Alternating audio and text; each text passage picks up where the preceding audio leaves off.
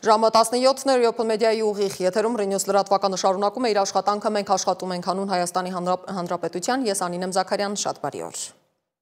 Ազգային ժողովում մեկնարկել են 2026 թվականի պետական բյուջեի նախագծի նախնական քննարկումները, որոնց մասնակցում են կառավարության անդամները, վարչապետի գլխավորությամբ եւ այլ գերատեսչությունների ղեկավարներ։ Փաշինյանը հայտարարել է, թե Հայաստանի պատմության մեջ առաջին անգամ բյուջեն քննարկվում է հաստատված խաղաղության պայմաններում, հղում անելով Վաշինգտոնի հռչակագրին եւ սահմանին 1 տարի եւ 8 ամիս զոհերի բացակայությանը։ Որպես խաղաղության գործնական դրսևորում նա ողջունել է Ադրբեջանի հայտարարությունը Հայաստան բեռների տարանցման սահմանափակումները հանելու մասին, այն որակելով Հայաստանի շրջափակման հաղթահարման առաջին փուլ։ Փաշինյանն ասել է, որ Հայաստանը նույնպես վերացնում է տարանցման սահմանափակումները եւ հենց այսօրվանից պատրաստ է ապահովել բեռնատարների տարանցումը Թուրքիայից Ադրբեջան, Մարգարա, Գորիս երթուղով։ Ըստ էության առաջին անգամ է, երբ մենք Հայաստանի Հանրապետության բյուջեն քննարկում ենք Ադրբեջանի հետ հաստատված խաղաղության պայմաններում, այսինքն ըստ էության առաջին անգամ է, երբ որ մենք բյուջե ենք քննարկում խաղաղության պայմաններում, հենց այսօրվանից մենք պատրաստ ենք ապահովել բեռնատար ավտոմեքենաների տարանցումը Թուրքիայից դեպի Ադրբեջան եւ Ադրբեջանից դեպի Թուրքիա, մասնավորապես Մարգարա, Եղեգնաձոր, Սիսիան, Գորիս երթուղիով, այսինքն ես սա ինչի համար եմ ընդգծում, որովհետեւ սա այս պահին միակ տարբերակն է, որը մենք հենց այսօր կարող ենք իրականացնել։ Վարչապետ Փաշինյանը խոսել է նաև Թրամփի ուղի նախագծի մասին, նշելով, որ այն գտնվում է ակտիվ իրականացման փուլում, Միացյալ Նահանգների հետ ընթանում է ինտենսիվ աշխատանք։ Ընդգծելով նախագծի բարդությունը, նա սակայն վստահություն է հայտնել, որ լուծումները կարագացվեն։ Որպես իրավական հիմք, վարչապետը մեջբերել է Վաշինգտոնյան հռչակագրի այն կետերը, որոնք վերաբերում են Ադրբեջանի եւ Նախիջևանի միջև Հայաստանի տարածքով անխոչնդոտ հաղորդակցության ապահովմանը փոխադարձ առավելություններով։ Նա նաև վկայակոչել է այն դրույթը, որով Հայաստանը պարտավորվում է Միացյալ Նահանգների եւ երրորդ կողմերի հետ աշխատել նախագծի շրջանակը սահմանելու եւ այն հնարավորինս արագ կերպով իրականացնելու համար։ Փաշինյանն ասել է նաև, որ այսօր շատ մեծ տեմպերով զարգացնում են մեր բանակը եւ բանակի հայեցակարգը։ Մեջբերեմ, մենք ասում ենք, որ մեր բանակը Հայաստանի Հանրապետության միջազգայինորեն ճանաչված ինքնիշխան տարածքից դուրս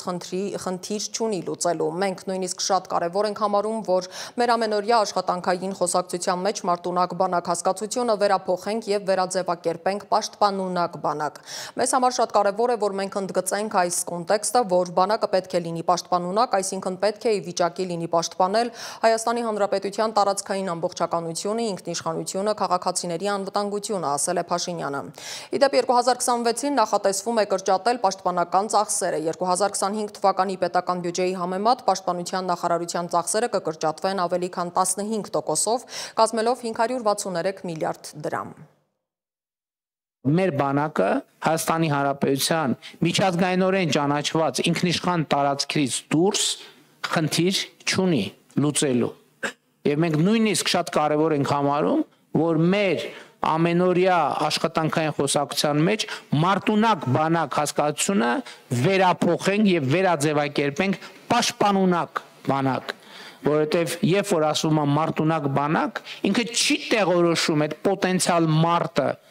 որտեղ է տեղի ունենում կամ որտեղ կարող է տեղի ունենալ։ Մինչև բյուջեի նախագծի քննարկումը Նիկոլ Փաշինյանը ազգային ժողովի այգում հարգանքի տուրք է մատուցել հոկտեմբերի 27-ին զոհվածների հիշատակին, նրան ուղեկցել են խորհրդարանի նախագահ Ալեն Սիմոնյանը եւ հանրապետության նախագահ Վահագն Խաչատուրյանը։ Հիշեցնեմ, այսօր 1999 թվականի հոկտեմբերի 27-ի ոճրագործության 26-րդ տարելիցն է։ Ոճրագործության հետևանքով զոհվեցին վարչապետ Վազգեն Սարգսյանը, խորհրդարանի նախագահ Կարեն Դեմիրճյանը, փոխնախագահներ Յուրի Բախշյանը եւ Ռուբեն Միրոյանը, պատգամավորներ Արմենակ Արմենակյանը, Հենրիկ Աբրահամյանը, Միքայել Քոթանյանը եւ օպերատիվ հարցերով նախարար Լեոնարդ Պետրոսյանը։ 2003 թվականի դեկտեմբերի 2-ի դատավճռով 6 անձ դատապարտվել է ցմահ, 1 անձ 14 տարվա ազատազրկման։ Այսօր երկրապահ կամավորականների միության անդամներն են այցելել Վազգեն Սարգսյանի շիրմին հարգանքի տուրք մատուցել, ծաղիկներ խոնարհել։ Միության նախագահ Սասուն Միքայելյանի խոսքով, եթե հոկտեմբերի 27-ը չբացահայտվի, մեր պետությունը ապագա չի ունենա։ Հիշեցնեմ, 2019-ին դատախազության որոշմամբ քրեական գործը վերաբացվել է, անցած տարի գլխավոր դատախազությունը հաղորդել է 2019-ից 24 թվականներին վարութային գործողությունների ամփոփման, սակայն չի հայտնել գործի կարճվելու կամ ավարտվելու մասին։ Դեկտեմբերի 27-ին ոչ թե կառավարության ղեկավարությունը կամ գլխատվեց, որ խորհրդվեց մեր պետականությունը։ Եթե Վազգենը կենթաներ, նման բան չէր կարելի լինի Ղարաբաղի հետ կապված։ Նախորդին Հովհաննավանքում մայրաթորի կարգալույց հռչակած Տեր Արամը կամ Ստեփան Ասատրյանը պատարագ է մատուցել։ Արարողությանը, որը մայրաթորը հոգեկործան որակումն է տվել, մասնակցել են վարչապետը, պատգամավորներ, նախարարներ, մարզպետեր, համայնքապետեր, նաև շարքային քաղաքացիներ։ Նիկոլ Փաշինյանն ավելի ուշ հայտարարել է, որ այս պատարագը խորհրդանշում է մայրաթորի իր բնորոշմամբ ազատագրման մեկնարկը, նաև խոստացել է ներկա լինել հաջորդ պատարագին։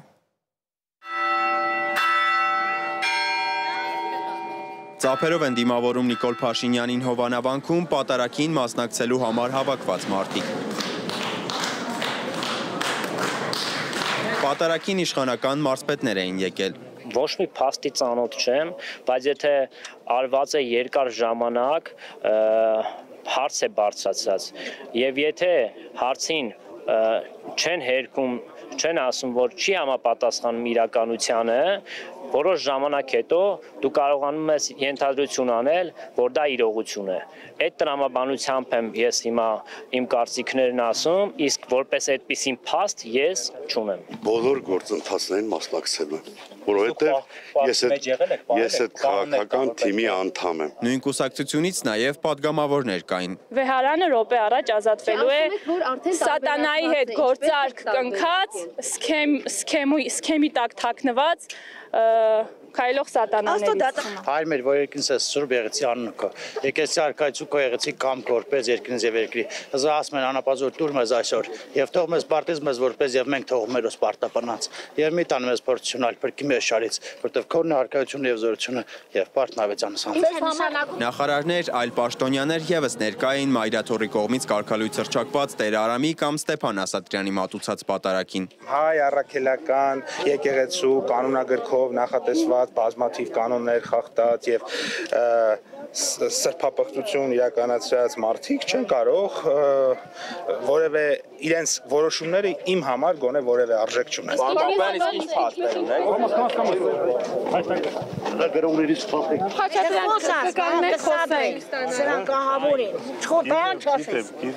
Մեզ լրագրողներիս անիծում էին, պնդում, որ Աստված չի ներելու։ Դժվար էր հասկանալ, թե հատկապես ինչը նկատի ունեն։ Որոշ հավատացյալներ լրագրողների հետ փորձում էին առանձնազրույց ունենալ։ Մեզ հորդորում էին մաքրել տարածքը։ Մի խոսքով, քրիստոնեական հանդուրժողականության մասին խոսելն ավելորդ է։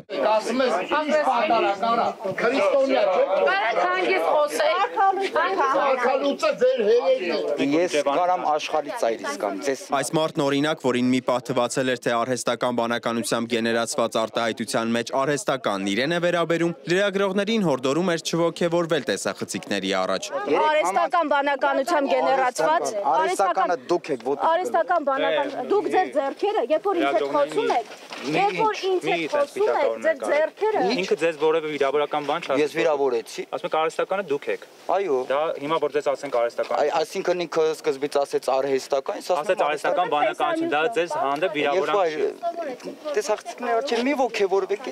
Հայաստանի տարբեր մարզերից եկած հավատացյալները կարծում էին, որ ժողովրդի համար կարգալույց եղած չի Տեր Արամը կամ Ստեփան Ասատրյանը։ Նա ժողովրդի համար կարգալույց եղած չի, նա ժողովրդի կողմից ընտրված քահանա է։ Իշխանական պատգամավոր Էմմա Պալյանն էլ կարծում է, որ Վեհարանը վերադարձվելու է հոգևոր արժեքներ կրող մարդու, ու այդ արժեքները հավատացյալ ժողովուրդն է չափելու։ Թեկնածուն լինելու են մարդը,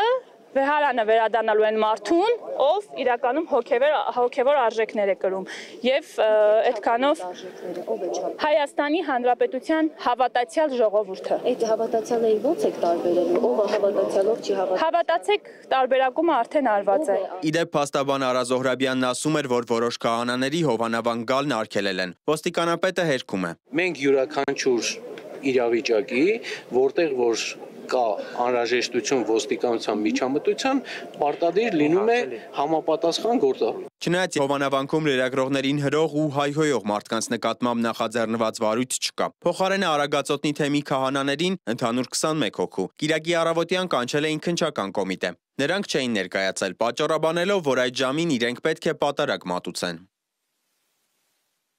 Մայրաթորից այս մասին խոսել են օրեր առաջ։ Եկեղեցիները, վանքերը եւ այլ սրբավայրերը հայաստանյաց առաքելական Սուրբ եկեղեցու ժառանգությունն են եւ անկախ այդ պատմամշակութային արժեքների նկատմամբ սեփականության իրավունքից կրոնական ծեսեր կատարելու եւ պատարակներ մատուցելու կանոնական իրավունքը բացառապես վերապահված է հայաստանյաց առաքելական Սուրբ եկեղեցուն։ Հորդորում ենք իրավապահ մարմիններին կանխել ապօրինությունները եւ ապահովել հովանավանքում սպասավորող քահանաների բնականոն ծառայությունը եւ սրբավայրի հոգեվոր աղոթական մթնոլորտը։ Հետքի մեր գործընկերներին հաջողվել էր պարզել, որ ըստ կադաստրի կոմիտեի հովանավանքը հայաստանյաց առաքելական Սուրբ եկեղեցու սեփականությունն է, սակայն Տեր Արամին կամ Ստեփան Ասատրյանին ոչինչ չխանգարեց այնտեղ պատարակ մատուցել։ Սիմոն Հովանիսյան, Գևորգ Սիանոսյան, Reopen Media։ Վրաստանը հրաժարվել է մասնակցել Եվրանեստ խորհրդարանական վեհաժողովի 12-րդ լիագումար նիստին, որը տեղի կունենա Երևանում հոկտեմբերի 28-ից 30-ը։ Եվրոպական ինտեգրման հարցերով խորհրդարանական հանձնաժողովի նախագահ Լևան Մախաշվիլին բաց նամակ է հղել Եվրանեստի ղեկավարությանը, որում բոյկոտի որոշումը պատճառաբանելով Եվրախորհրդարանի որոշ падգամավորների թշնամական հռետորաբանությամբ եւ Թբիլիսիում բողոքի ցույցերի նրանց մասնակցությամբ, ինչը հակասում է փոխադարձ հարգանքի սկզբունքներին եւ չարաշահում է խորհրդարանական դիվանագիտության շրջանակները։ Միաժամանակ Թբիլիսին դժգոհ է, որ Եվրանեստի հանդիպմանը հրավիրվել են քաղաքացիական հասարակության անվան տակ հանդես եկող անհատներին։ Անցած գիշեր Ռուսաստանի հակաօդային պաշտպանության ուժերը խոցել են Մոսկվային մոտեցող 36 անօդաչու թռչող սարք։ Մոսկվայի քաղաքապետ Սերգեյ Սոբյանինը տեղեկացրել է, որ բեկորների ընկնելու վայրում աշխատում են արտակարգ ծառայությունների մասնագետները։ Վնասների ու տուժածների մասին տվյալներ չեն հաղորդվում։ Իսկ ընդհանուր առմամբ ռուս հակաօդայինները գիշերվա ընթացքում ուկրաինական 193 անօդաչու թռչող սարք են ոչնչացրել։ Մոսկվայի մարզի Սերպուխով քաղաքի նավթաբազայում հրդեհ է բռնկվել։ Միջազգային լրահոսին հետևում է իմ գործընկեր Դավիթ Կենջոյանը։ Այսպես են դիմավորել ԱՄՆ նախագահին Մալազիայում, որտեղից Դոնալդ Թրամփը սկսել է իր ասիական շրջագայությունը։ Մալազիան անվանել է հիանալի եւ շատ կենսունակ երկիր ասիական երկրների ասոցիացիայի գագաթնաժողովին մասնակցելուց եւ առևտրային մի շարք համաձայնագրեր կնքելուց հետո։ Նա նաեւ ներկա է գտնվել Թայլանդի եւ Կամբոջայի միջև հրադադարի ընդլայնված պայմանագրի ստորագրմանը, պնդելով, որ այն միլիոնավոր կյանքեր է փրկել։ Թրամփը Մալազիա էր ժամանել Կիրակի օրը, այստեղից նա մեկնել է Ճապոնիա, կայսր Նարուհիտոյի հետ հանդիպման, իսկ այնուհետև Հարավային Կորեա, Չինաստանի նախագահ Սի Ցինպինի հետ բանակցելու համար։ Արգենտինայի նախագահ Խավիեր Միլեյի կուսակցությունը հաղթանակ է տարել միջանկյալ խորհրդարանական ընտրություններում, ինչը նախագահը որակել է շրջադարձային կետ իր արմատական տնտեսական բարեփոխումները շարունակելու համար։ Այս կապակցությամբ Դոնալդ Թրամփը շնորհավորել է Միլեյին, նշելով, որ իր վստահությունն արդարացված է։ Այս հաղթանակը կարևոր էր երկու առաջնորդների համար, քանի որ Թրամփի վարչակազմը նախկինում մինչև 40 միլիարդ դոլարի ֆինանսական օգնության փաթեթ էր տրամադրել Արգենտինային՝ ի աջակցություն Միլեյի կառավարության։ Ամերիկյան ռազմածովային ուժերի USS Gravely ավիակիրը ժամանել է Տրինիդադ եւ Տոբագո համատեղ զորավարժությունների համար, ինչին Վենեսուելան կոշտ արձագանքել է դատապարտելով եւ որակելով այն ԱՄՆ ռազմական սադրանք։ Վենեսուելան պնդում է, որ դրա նպատակը ռազմական առճակատման հրահրելն է, հնարավոր կեղծ դրոշի ներքո իրականացվող գործողության միջոցով։ Նախագահ Նիկոլաս Մադուրոն ասել է, որ իրենք ձերբակալել են կենտրոնական հետախուզական վարչության հետ կապ ունեցող վարձկանների։ Այս զորավարժությունները տեղի են ունենում Կարիբյան ավազանում Միացյալ Նահանգների ռազմական ներկայության ընդլայնման ֆոնին, որը ներառում է ավիակիր խմբի տեղակայում եւ թմրանյութեր տեղափոխող ենթադրյալ նավերի հարվածներ, որոնց հետևանքով զոհվել է շուրջ 40 մարդ։ Կիևի վրա ռուսական գիշերային օդային հարձակման հետևանքով զոհվել է 3 մարդ, եւս 31-ը վիրավորվել են բարձրահարկ բնակելի շենքի վրա հարվածի պատճառով։ Նույն օրը նախագահ Պուտինը հայտարարել է ռուսական միջուկային բուրևեստնիկ թևավոր հրթիռի հաջող փորձարկման մասին, պնդելով, որ այն կարող է շրջանցել ցանկացած պաշտպանական համակարգ։ Միևնույն ժամանակ շարունակվել են թեժ մարտերը։ Ռուսաստանը հայտնել է ուկրաինական երկաթուղային ենթակառուցվածքների վրա արձակումների մասին, իսկ Ուկրաինան հայտարարել է Ղրիմում ռուսական ռադիոտեղորոշիչ կայանի խոցման եւ ռազմաճակատի տարբեր ուղղություններով արձակումները հետ մղելու մասին։ Սուդանի արագ արձագանքման ուժեր ռազմականացված խմբավորումը հայտարարել է, որ գրավել է Ալ-Ֆաշր քաղաքի բանակային շտաբը, որը Դարֆուրի տարածաշրջանում սուդանական բանակի վերջին հենակետն էր։ Սա խոշոր հաղթանակ է ուժերի համար, որը կարող է արագացնել երկրի տրոհումը, ապրապնդելով նրա վերահսկողությունը ողջ Դարֆուրի նկատմամբ, զուգահեռ կառավարության ստեղծելու նպատակով։ Գրավմանը նախորդել է 18-ամսյա դաժան պաշարումը, որը հանգեցրել է սովի։ Իրավապաշտպանները զգուշացնում են էթնիկ բռնությունների վտանգի մասին, հաշվի առնելով, որ ՄԱԿ-ը նախկինում արագ արձագանքման ուժերին մեղադրել է մարդկության դեմ հանցագործությունների մեջ։ Այս իրադարձությունների ֆոնին Միացյալ Նահանգները տարածաշրջանային երկրների հետ խաղաղ բանակցություններ է նախաձեռնել, փորձելով հանգուցալուծել 2023 թվականից շարունակվող քաղաքացիական պատերազմը։ Նախորդին Եգիպտոսի Ռաֆա անցակետով Գազա են ուղևորվել մարդասիրական օգնության բեռնատարներ եւ ծանր տեխնիկա Միացյալ Նահանգների միջնորդությամբ հաստատված հրադադարի շրջանակում, որի պայմանները կողմերը մշտապես խախտում են։ Չնայած դրան ՄԱԿ-ը զգուշացնում է, որ ձմռանն ընդառաջ մարդասիրական օգնության մեծ մասը շարունակում է մնալ արգելափակված, ինչը խորացնում է ճգնաժամը։ Գազայի առողջապահական մարմինները հայտնել են, որ հակամարտության սկզբից ի վեր զոհերի թիվը գերազանցել է 68500-ը, ընդ որում հրադադարի հաստատումից հետո սպանվել է առնվազն 93 պաղեստինցի։ Դավիթ Գենջոյան, Open Media։ Վերադառնանք Հայաստան Գյումրիում քաղաքապետ Վարդան Ղուկասյանի ձերբակալության օրը տեղի ունեցած զանգվածային անկարգությունների մասնակիցներից 41-ի նկատմամբ հարուցվել է հանրային քրեական հետապնդում, որից ըստ քննչական կոմիտեի 24 անձի նկատմամբ որպես խափանման միջոց կիրառվել է կալանքը, 15 անձի նկատմամբ տնային կալանքը, 1 անձի նկատմամբ վարչական հսկողությունը։ Ըստ փաստաբանների կալանավորվածների մեջ 2 անչափահաս կա։ Անցած շաբաթվա 7 օրերին փրկարար ծառայության ճգնաժամային կառավարման ազգային կենտրոնում գրանցվել է 431 դեպք, որից 143 արտակարգ եւ կրկին ամենաշատը հրդեհներն են 82 դեպք։ Գրանցվել է ինքնասպանության 9, օձեր նկատելու 18, հրդեհի կեղծ կանչի 20 դեպք։ Նախորդ շաբաթվա ընթացքում տուժել է 116, զոհվել 13 մարդ։ Փրկարարական գործողությունների արդյունքում փրկվել է 7 մարդ։ Այսքան այս ժամի համար հիշեցնեմ, որ մեզ կարող եք գտնել սոցիալական բոլոր հարթակներում, մենք աշխատում ենք հանուն Հայաստանի Հանրապետության։ Ես Անին եմ Զաքարյան, ձեզ հրաժեշտ եմ տալիս, բարի ու խաղաղ երեկո բոլորիս կհանդիպենք։